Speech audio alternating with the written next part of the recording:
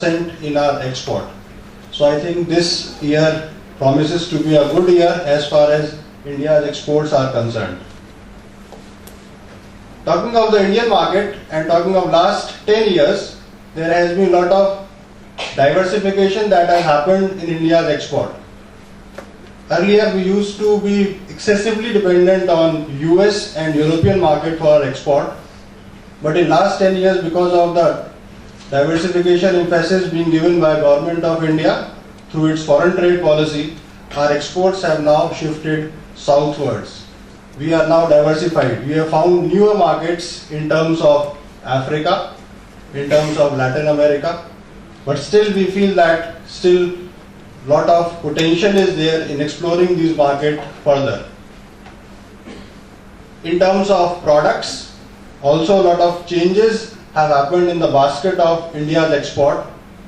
Earlier we were doing more of labor intensive goods were being exported. But as all of you are aware, now we have shifted from labor intensive exports to more of capital and technology intensive export.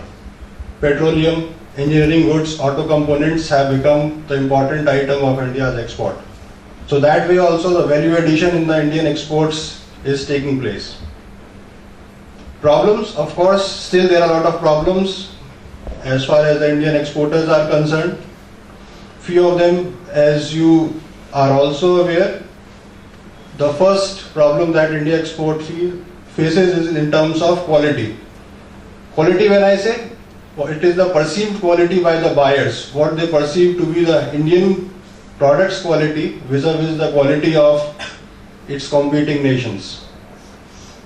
Second problem is the efficiencies of Indian clusters. If we compare Indian clusters with clusters of other countries like China, we are not that much efficient. Still, much is required to be done so that our cost per unit reduces and becomes comparable to what Chinese clusters are doing. Transaction cost. We have a high transaction cost.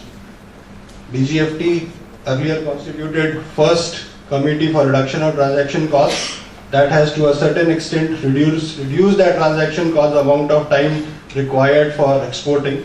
Various initiatives like EDI, where online application and filing of documents can be done, has to a certain extent reduced that transaction cost. And presently there is a second committee on transaction cost that is undergoing. Number of meetings have taken place. So this panel will be able to tell us more on what are the measures that they are planning to take to reduce the transaction cost further.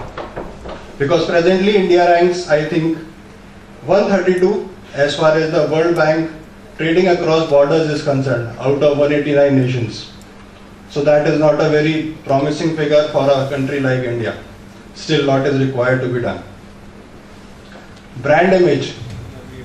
Brand of India as a country to manufacture quality products, and brands of exporters manufacturing their product. So that is an area in which still lot is required to be done so that India is able to fetch good prices in the international market. And then of course small and medium exporters, they have lack of knowledge of what are the incentives being given by the government, how to market their product, how to have access to the formal system of finance are the problems that these small exporters face. So today I am extremely delighted that we have a very high power panel that is day in and day out dealing with all these issues, developing the policies for improvement of export from the country. So we are fortunate enough, sir, today to have all of you here so that you can enlighten us more on these issues, that how India's export can improve in next 5 to 10 years. So with these words, I welcome the panel from DGFT. Thank you so much.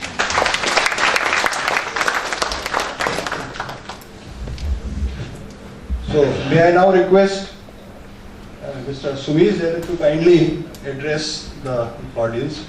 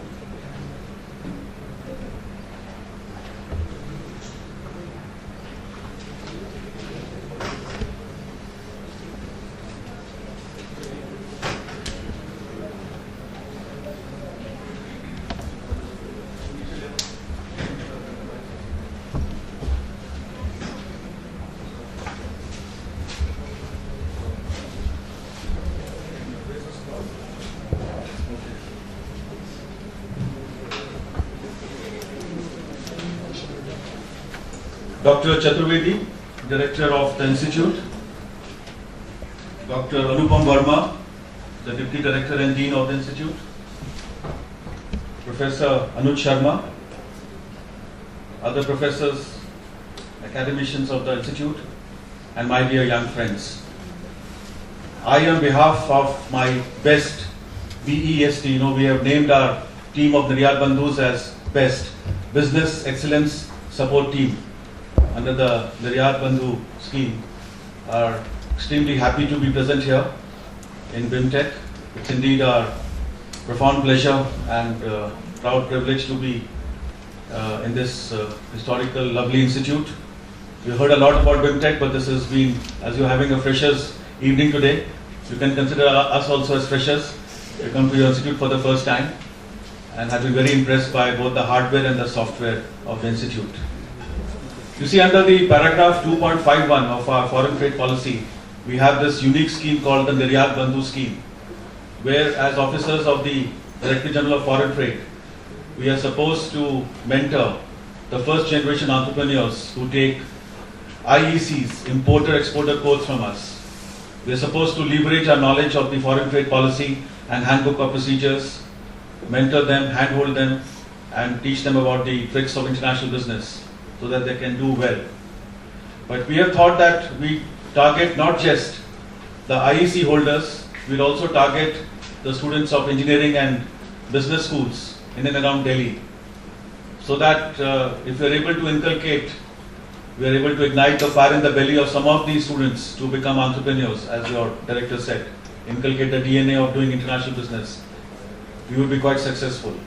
And not only that, even if you as professional manager, you work as executives, of international marketing, international finance in various corporates and companies. Knowledge of foreign trade policy and handbook of procedures would always help you.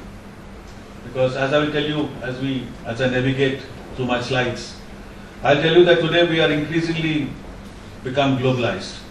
When we were students like you, we were in an autocratic economy. Okay? The foreign trade as a component of the GDP was minimal. But today, as I'll show you, more than 50% of our GDP comes from exports imports with our engagement with the rest of the world. So we can't ignore international business. To start with, I thought I'll give you a perspective of how everything hangs together, because as you know, international trade is a part of macroeconomics. So if you look at our GDP, the gross domestic product at current prices, this is a slide I have taken from the website of our Export-Import Bank, Exim Bank, okay, where we work closely because they finance project exports. Our GDP at current prices, as you can see in the last column, 2013-14, was to the tune of $1,877.5 billion US dollars. So it's close to about 2,000 billion. We can round it off to 2 trillion. So today we are a 2 trillion economy, of course much smaller than USA, which is 14 to 15 trillion. But we are a part of BRICS, as you know. Our Prime Minister had gone to Brazil, and we are now sitting on the high table with the G8 countries, and also, emerging as a big bloc: Brazil, Russia, India, China, and South Africa. Of course, given our huge population of 125 crores, 1.25 billion, our per capita income gets depressed. So we are just about a $1,500 per capita income. We have graduated from what the World Bank says a low-income country to a middle-income country. but still a long, long way to go. The GDP growth rate, as you know, this comes from the three sectors: primary, secondary and tertiary. So we are basically a service-oriented economy. Okay, the growth rate was 7% in the service sector, and if you look at the shares also, about 60%, 59.9% comes from services. So we are a service-oriented economy. Industry is just 26%, agriculture is 14%. Now this is worrisome. Agriculture gives employment to about 60% of our workforce, but generates just 14% of our GDP. So that reflects the disguised unemployment.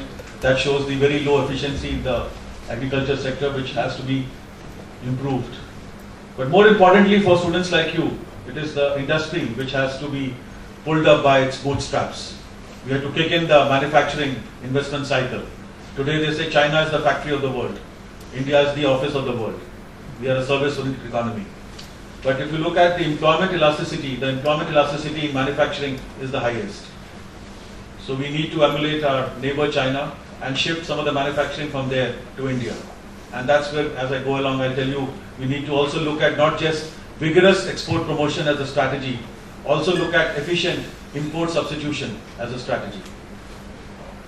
I mean, especially in defense, you've seen our Honorable Finance Minister has hiked the FDI caps from 26% to 49% in the defense and the insurance sectors. So while insurance is a service sector, but defense can give a real kickstart to our manufacturing. And our defense manufacturing backbone should be strengthened. There's no point, we are one of the largest buyers of armaments in the world. And we should give some of these orders to our own domestic Swadeshi companies, say like Mahindra and Mahindra or Tata Motors or L&T. And that will kickstart a lot of manufacturing investment into our country. Inflation is about 6%, 5.9. This is of course wholesale price index. What really pinches the customer is the consumer price index. When we go to buy potatoes and tomatoes and onions, we feel the pinch. So ideally, we should have a single-digit inflation in the consumer price index and a double-digit growth. Today it's the reverse. It's a single-digit growth and almost double-digit inflation. Economists talk of two deficits, the two gaps. The fiscal deficit and the current account deficit. Now the fiscal deficit is worrisome, and that's why the Honorable Finance Minister